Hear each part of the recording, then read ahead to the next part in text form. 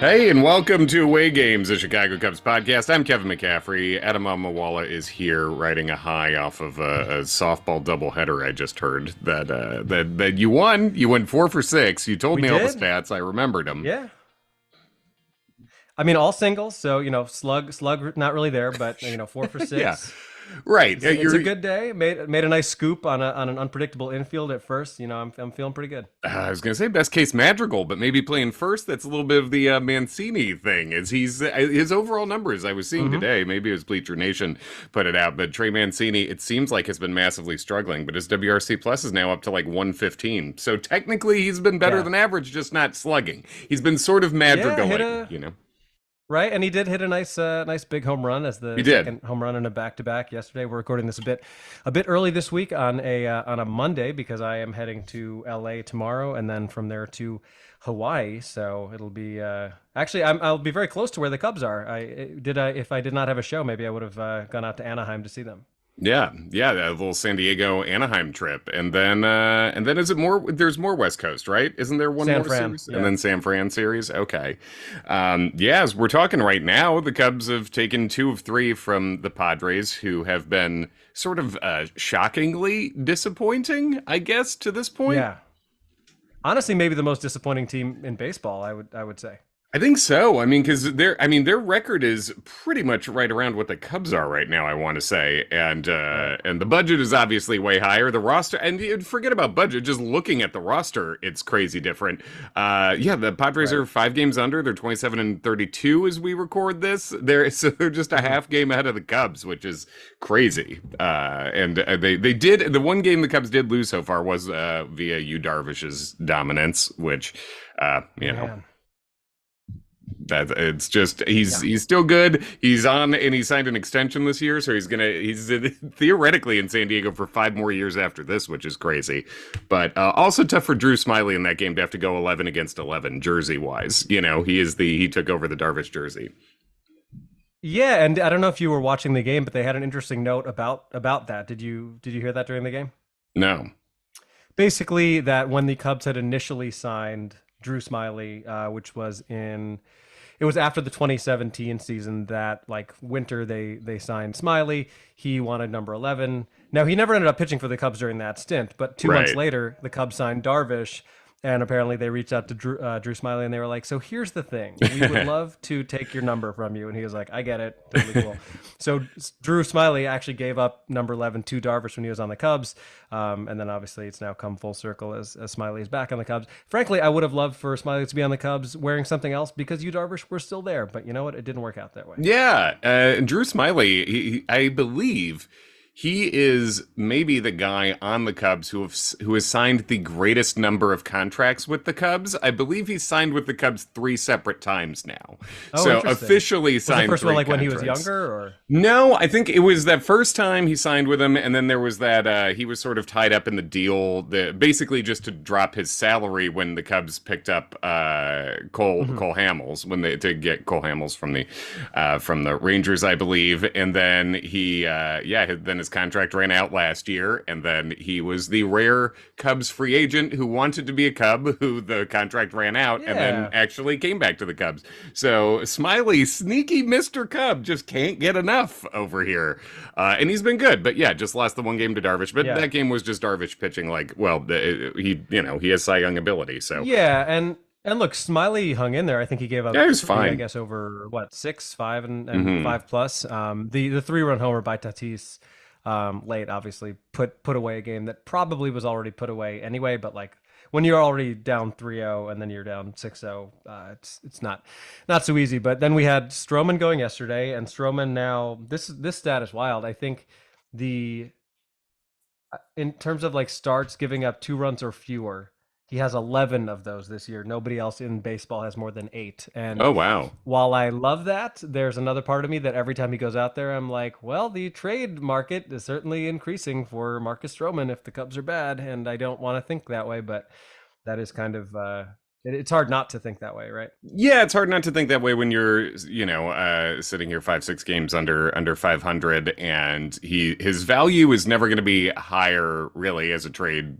I mean, I guess it might peak over the next few weeks if he continues pitching like this.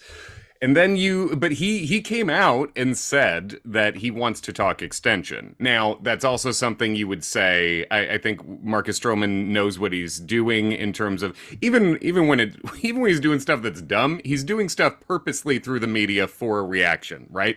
Like to sort of get whatever message he wants out there. So it behooves him as he's pitching. Like you just can't really be pitching much better than Marcus Stroman has pitched this year. There was the bad game in Minnesota, but he was good as soon as he came back from being sick last year. He's been amazing since then, and he's been pitching like Greg Maddux this year, basically. It's like great location, mixing a ton of pitches, not striking out a ton, but just supremely and effective. He fields great like Maddux too. Exactly. Like I was thinking that. I'm like, he's kind of Maddoxy right now, So it behooves him to ask for a contract to be negotiated at this point, obviously, when he's as good as a pitcher can get. But I do think it's authentic that he really likes being here, even as the Cubs have not been winners so far, Yeah, he definitely is a guy, I think, in the vein of Javi Baez, who really thrives off of the energy of the crowd. And I very think much so. It's interesting thinking about a guy like Stroman being on a team like the Cubs who draws so well on the road. I think that helps him too. Like when you're on the Blue Jays, I don't know that you're getting the same draw on the road as like the Cubs go anywhere. And even when they're subpar like they are now, they're always, I would say at minimum, 20% of the crowd is Cubs fans everywhere. And there's in some places it's a lot more dramatic than that. And so, I mean, when you're in places like Colorado and Arizona and the places where baseball didn't come to till later and the Cubs still had that national WGN presence, like if you go to either of those places, it feels closer to 50-50 even in normal years. And then in pretty much any market where the home team is not doing well, the Cubs fans are going to come in and swarm that too. So yeah, I definitely think Stroman feeds off that, as you say. And as we saw, he had a fun little exchange with Juan Soto the other day where Soto sort of like stared him down, but like smiling when he walked. And then when Stroman struck him out, the second time Stroman did a very exaggerated Soto strut twice. That Stroto does. That Soto does. Stroto as if they get married and pick one name to which I would be all in favor of. Happy Pride, everybody. But he he did that little dance off the mound. It was great. Soto didn't mind. Everyone was having fun, which I thought was cool. And Stroman on Twitter afterwards, like he quote tweeted it and was like, Soto's going to be one of the all-time greats. We're having fun. He's going to hit a bomb off me soon.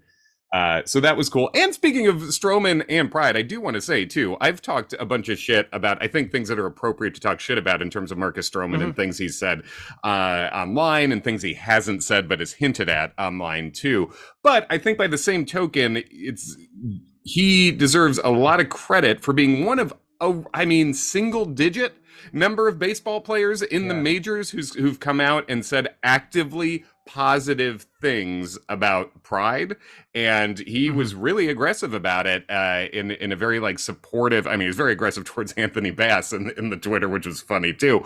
But he came out and posted a significantly long message about Pride, and so big ups to Stroman on that when so many baseball players are cowardly and quiet about it. Who knew that Anthony Bass not being vaccinated would only be like the fourth most objectionable thing he would do in a 1 year period of time? So way down the list. Yeah.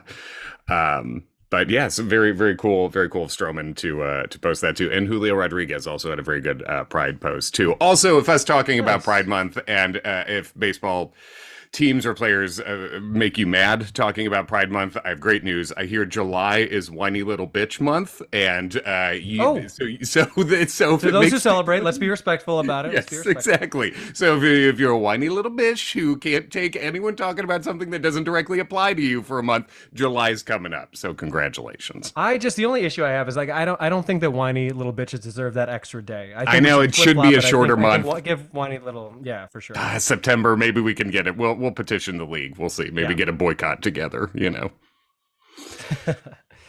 But yeah, Stroman obviously looked great yesterday. Now, some of the negative news of the past week is injury news, which is that Justin Steele has now gone on the IL for, I'm sure it's not his first time, but it feels like the first time since he's become a starter that we've seen him on the IL. Am I wrong about that? I think it was early last year he missed a little bit of time, and he's a guy who coming up not in the majors, but coming up through the minors, had some longer stretches of Yeah. injury issues, which is partially why he's a little bit older for a breakout starter. I mean, he's not old. I think he just turned 28, I want to say. But there are some injuries that have delayed him. So he's had injury trouble in the past, but it has been a very healthy stretch. And you talking about Stroman having 11 starts with 2 runs or less, obviously, like Steele just ended those, what was like 14 in a row of 2 runs or less, I think, going back to last year. So he's been supremely durable until very recently. Yeah, so we got Steele out. Hopefully, it'll just be 1 or 2 starts that he misses, and obviously with Hendricks now back in the fold and Wisniewski back up on the big league team, that will help. Now Bellinger is still out. I'm reading there's a report from Bleacher Nation within like the past 6 hours that he's like making strides, but is still not even. It's like basically it says Bellinger conceded, quote, "It's probably too aggressive to return during the West Coast trip, but he's not ready to count it out." So that means that we're potentially looking at least another week of no Bellinger, which sucks. But it is nice to see Amaya get a chance to come back up and then have the kind of day that he had yesterday and hit his first homer. Yeah, he hit, and it was not a cheapie either. But I'm afraid that he's going to come off a 3 for 3 and like not be in the lineup tonight, and I'm going to lose my mind. I don't know if they posted the lineup. I don't think they have, but I mean, I'd love to see him if he's not catching get a chance to DH tonight and see if we can keep that bat hot, because as we've seen when somebody like a Bellinger or Nico goes out, there's not the depth on this team to fill those spots, and then you have people who are like fringe roster guys. Yeah, and again, I'm not shitting on Master Buoni, but I don't want him leading off a game. He's hitting 150. Mastroboni should not be leading off, and I don't. There's just not. I mean, that just can't even be a conversation with another side. The leadoff hitter hits the most times in the game. You have a good number of other hitters who you can put up there, as opposed to a guy who really hasn't had success at the major league level. He's had good AAA numbers, and we've seen, the exit velocities are good. Take me back to David Bodie times and just keep telling me about exit velocities that don't necessarily get you anything on their own. And he's defensively versatile. These are good things. He takes walks, which is the main thing he's done successfully in terms of results in the lineup so far. But yeah, he just cannot be hitting leadoff. It doesn't make all the difference in the world, but when people online are having, complaints with David Ross, that one is just super valid. This is a guy without major league success. You've got other guys in the lineup. And one thing I do like lineup-wise is that Nico has kind of been moved off leadoff, because Nico should be on a contending team. You probably want Nico hitting 6th or lower, I think. I mean, because we think of all the success Nico's had so far. He's stealing a lot of bases this year, which is new, and we love the defense's Gold Glove caliber at second base.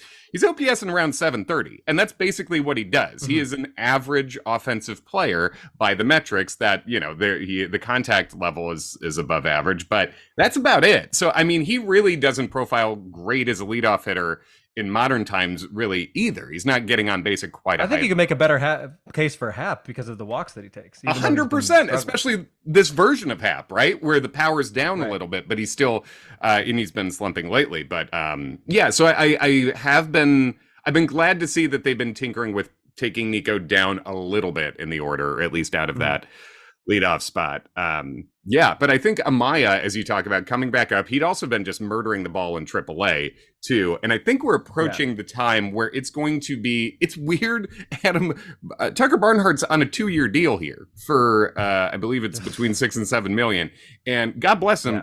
He's hitting, it was Carlos Zambrano's birthday the other day. He's hitting like half a Zambrano, basically. Like legitimately, by the he's like slashing half a Zambrano, and we got rid of the DH or we got rid of pitchers hitting for the DH as a league, and the Cubs, 1.5, 2 out of every 5 games are sending a pitcher out to hit. So I think hopefully we're moving towards a time when Miguel Amaya is going to have to slide into at least that number 2 catcher spot,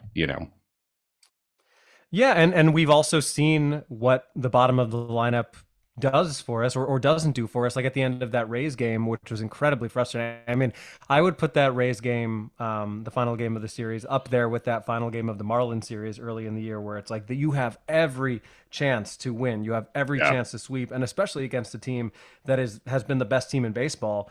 right. How good of a feeling would that have been? And just the bottom of the lineup couldn't get it done. Now, I know that Ken Schultz, if he listens to this, will be angry to hear me say this. Like I've been fine with the production we've gotten from Yan Gomes. I think I don't know. you Yeah, can't be mad at 7 home runs from Gomes at this point in the year, and no, the from the way he's production's been hitting. And I fine. think he also, yeah, he calls a good game. Barnhart is a completely different story. So, I think Barnhart calls a good game. I think he's mostly good defensively, but if a guy is not hitting at all, it's really hard to justify him being in there. But to me, the most encouraging thing over the past few days was you come off that tough loss in the final game on Wednesday against Tampa. You have an off day to sit around and think about it on a travel day. And then Friday night, the bullpen looked as good as it has looked all year, like coming in and having to cover. I think it was like 3 2/3, I want to say, or 3 1/3. You've got Taillon who comes out and finally looks really sharp, which was His a first great real sign. good game, yeah, start. Yeah, yeah, and then you get 2/3 of an inning from Hughes, 2/3 of an inning from Merriweather. You put Alzolay in an incredibly tough spot. He comes into the game first and second, nobody out, gets a huge double play, gets out of it. He's fired up, and Hmm. then Leiter comes in and gets frankly, a fairly easy save. Like that was a game that, as I'm watching it, I just knew I was like, "There's the Cubs are going to blow this game. There's no way." I mean, we Yeah. saw them blow a 6-1 lead to Houston, and they're up 2-1 on the Padres. I'm like, the Cubs are not going to win this game, and I could not have been happier to have been wrong. Yeah, and Mark Leiter, who got lit up in that frustrating Tampa game, but it's the first time he's really had a failure like that. He's been Yeah. dominant. He's striking out close to Hmm. 40% of the people. And you mentioned, yeah, the save, he made the save look really easy. But let's look at the lineup there. Alzolay struck out Tatis to end the threat in his inning. And Hmm. then I'm fairly sure this is right. Right, it went Tatis, and then uh, Leiter comes in, strikes out Soto, strikes out Machado, and strikes out Jake Cronenworth, who's not been good, but is nearly impossible to strike out too. And I mean, that is a meaty part of the lineup. I don't care how hot or not they've been. Tatis has been good Yeah. lately. Soto had a huge slump to begin the year, and he's Hmm. OPSing over 900 again. So the fact that Mark Leiter came in and just no one put a ball in play off him Yeah. is he made a really tough save look easy, Hmm. and he is. I mean, we know with the splitter he's particularly good against lefties, and he really showed that there. And with Hughes Yeah. looking a little better, it's and Merriweather has Hmm. been great since his one blow up, basically. So it's like those are really Right. the three guys, and Alzolay are the guys you can trust in that bullpen right now. Yeah. So just, I mean, I think it's basically what you said, but Alzolay comes in with runners on first and second, gets Bogarts to ground into a Hmm. double play, and then Tatis strikes out swinging, and then bottom of the ninth, Soto strikes out Soto. Excuse me, Leiter strikes out Soto, Machado, and Cronenworth swinging, all three of them. So, I mean, that's about as tough of a bottom of the ninth as you're going to get, and Yeah, to yeah. and going back to Bogarts, like who hit into the double Hmm. play. I mean, that Bogarts, Tatis, Soto, Machado, Cronenworth. That is a really tough five to get, and yeah, they did a great job. Did a great job with it, and then finally scored some more runs. I think you were posting how, they had a run of almost like their run scoring looked like a binary code for a while. It was just like it was Yeah. like ones and zero. What it was more like ones Hmm. and twos and whatever. It looked like a Queens zip code, I guess. But it was a lot of low numbers going on over there, Yeah. and somehow came away with 3-1 without ever going over 3 runs. I think during that run. Yeah, I mean the Cubs scored 7 yesterday, but Yes, prior to until that, yesterday. I mean. the last time they had scored 5 was in a loss to Cincinnati a week ago. All Hmm. the games against Tampa Bay, they scored 1, they scored 2, they scored 3. Then Friday and Saturday they scored 2, they scored 0 against San Diego. So not really what you're looking for. But I guess that's kind of how this team is built, right? It's like Hmm. if they're going to win, they're going to win low scoring, close games. And if the pitching goes away and the defense goes away, they've got no shot really at all. Like, I don't think that there's much chance of this team putting up big numbers offensively, really, at any point, right? I mean, that's not. Yeah, we say that's not how they built the team. And I remember opening day getting. It's a great sign for your own emotional and mental health, where you're getting annoyed by your own team's fans on opening day. But I remember people being like, "This is how Jed built it to win." It's like, well, winning by one and not scoring anything. Basically, it's like you're not supposed to build a team to not score anything. You can say pitching and defense, but you're supposed to have some offense in there. And the offense has been, I think, a little better than expected as we sit here, 25 and 32. But yeah, I mean, I think in along those lines where you have to limit runs with this team significantly. Kyle Hendricks came through in his second start and looked really good. They pulled him, I think, around 80 pitches or something, but he looked good, and I think they pulled him at the right time. The results looked much better, and that's gonna be very important going forward too. Yeah, and we've got Hendricks is going tonight, and then I mean, it would be fantastic to get 3 out of 4 in a series in San Diego. Hendricks is going against Snell. I have no sense of whether or not Snell has been pitching well this year. But then the Cubs, I mean, as much as I would have loved to have seen Ohtani, it's never a bad thing as a team that you're rooting for if they don't have to face him. So Yeah, obviously on the they'll mound face at him least. offensively, but yeah, exactly. They won't. We've got Wisniewski, Taillon, and Smiley going in those games, and then 3 in San Francisco. And I mean, the Angels are a game over 500. The Giants are a game under 500. So Hmm. I mean, pretty much a bunch of teams that are in the same position. I would really love it if I didn't have to keep talking about how the Cubs haven't won 3 in a row since Yeah, that's mid-April. your So personal I'm hoping at bugaboo. some point that Yes. changes. Yeah, It does. I mean, but it's not the sign of a good team. correct. Yeah, you should Yeah. be able to put a streak together at some point if you're serious, and that is, Yeah. charitably TBD at this point whether this team is serious or not. And I think I was hearing on the On to Waveland podcast, but Mooney talking about how and I think maybe even Brett was talking about this too, how it's a 5-5 road trip would normally be okay, but they've dug themselves into such a hole that like 5-5 isn't good enough right now. 5-5 leaves Yeah. you sitting 5 games under 500. It sort of doesn't matter how bad your division is at a certain point. That is not a winning. It's not a winning team, really. So it's time to you have to really make Yeah. up the difference now. And the other thing about it is the whole just be 500 on the road thing. That presumes that you're above 500 at home, which the Cubs Right. are not. The Cubs are Yeah. 15 and 16 at Wrigley, which is not it's not good enough. Yeah, it's not good enough. Promising signs in San Diego this week so far, and that's been nice. But yeah, this is a real. I mean, we're in June now, dude. So it really is Mhm. like this is getting. It's not a fully make or break week, but things could swing hard in a week at this point. You are getting Mhm. close to the trade deadline now, I mean, not close, but you can see it from here. Teams are declaring themselves serious or not, and this is like a very telling road trip for that. So, yeah. Yeah, and unfortunately, the Brewers and Pirates have been pretty hot recently. The Brewers are on a 3-game win streak.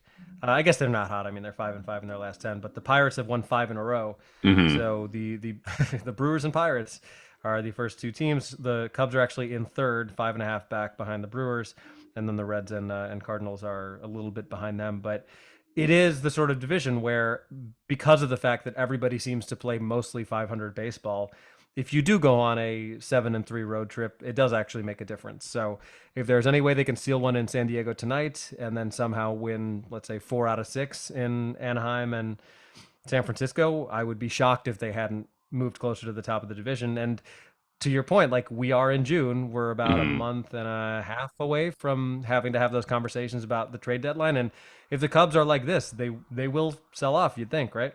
Yeah, 5 games under is selling. I mean, you can tell me about how close you are to the top of a bad division. You can say that, and that's not incorrect. But 5 games under is selling. If there are 5 games under in a month, 5 games under, let's say 5 weeks from now, that's a selling team. So no one wants to see that. I mean, and if Stroman really wants to be extended, I would be interested to see. I don't think those conversations are serious or necessarily even happening yet. get, but I would be really interested to see what the number would be there.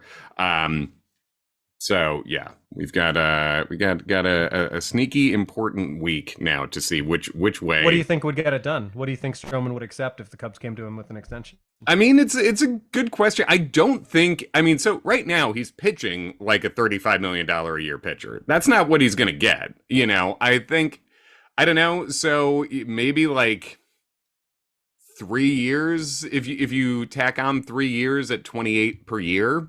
I mean, I don't know if that 3 years at 25, I think he'd be wanting more than that right now. I mean, that would sort of be more a rate that I would be comfortable at, 3 at 25 per. I mean, that's but maybe he's 4 for 100. Yeah. I mean, he's the velocity's still there. He's what, 32, I want to say, 31, 32.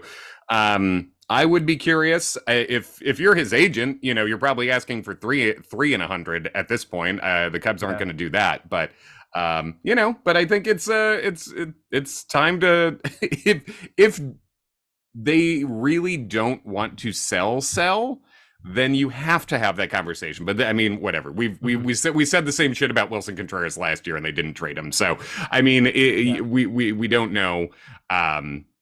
But yeah. It's a real coin toss of a year still at this point. Any other notes from? Well, I mean, I was going to say I asked you this on an earlier podcast, but I mean, Cubs right now are, what are they, 5 games under, 6 games under? What do you think the odds are that this team gets back to and or above 500 at some point this season? I mean, what percentage would you give it? 30%, maybe. 30%. I was thinking the same thing. Yeah.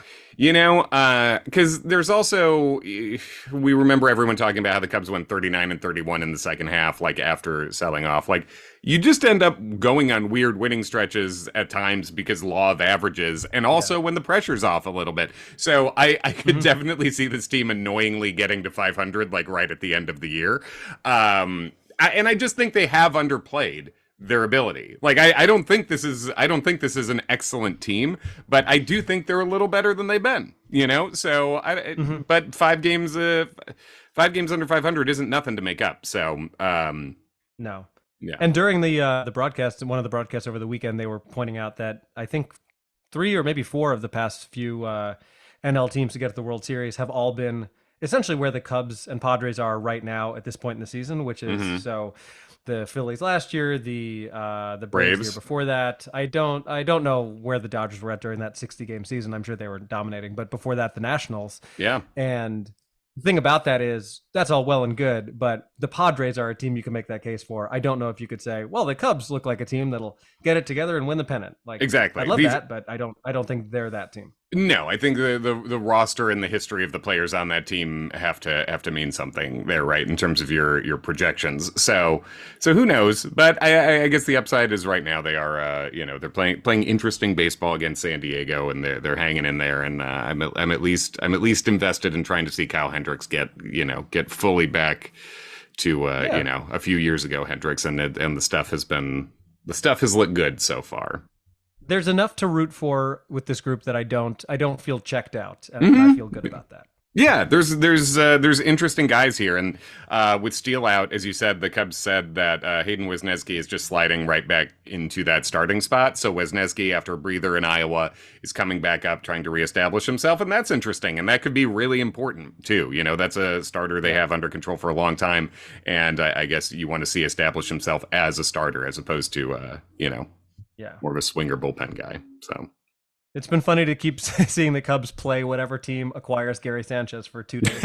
Yeah, that's another thing, man. I think I tweeted that at Away Games Pod the other day, but I was just like, if there's anyone you just like remember but don't know where they are right now, who was good once, they're on the Padres right now. Like Gary Sanchez. I had no idea Odor and Carpenter were on the Padres. Rougned Odor was the one that did it for me. Matt Carpenter, I was like, I do remember that Matt Carpenter signed there. Rougned Odor, I was like, is this him or his brother Rougned Odor? Because I think he has a brother also named Rougned Odor. Hey, you better watch out. He's gonna punch you in the face if you say that. Yeah, come on the pod. You can take a swing, give it a shot. But it's they got an Odor over there. Nelson Cruz is hanging out in San Diego still right now, getting after it. So it's like a weird it's a weird team, but yeah. Yep. And in the category of journeyman, we got to face David Weather's son. So there you go. Yeah, could get you feeling real old, real fast. You following that college baseball World Series action that's heating up right now? I am not. No, Who's me in it? neither, really. Yeah, but it's there was a wild game between Tennessee and Clemson the other day, and shout out to the University of Iowa Hawkeyes, who just set a record. They beamed 10 players in a game. They hit 10 players with pitches, and it like wasn't intentional. The other team only hit them once back, but just like, come on, guys, this is little league shit. So can we bring them some sticky stuff? That seems tack bad. up the ball, folks. Jeez. Yeah. All right, that's all I got. That's all I have as well. Have a great week, everybody, and we'll talk to you next week when the Cubs are closer to 500. How about that little nice optimistic prediction? How about that? Cash me up 500. Just How about closer. that? Attaway Games Pod. See ya.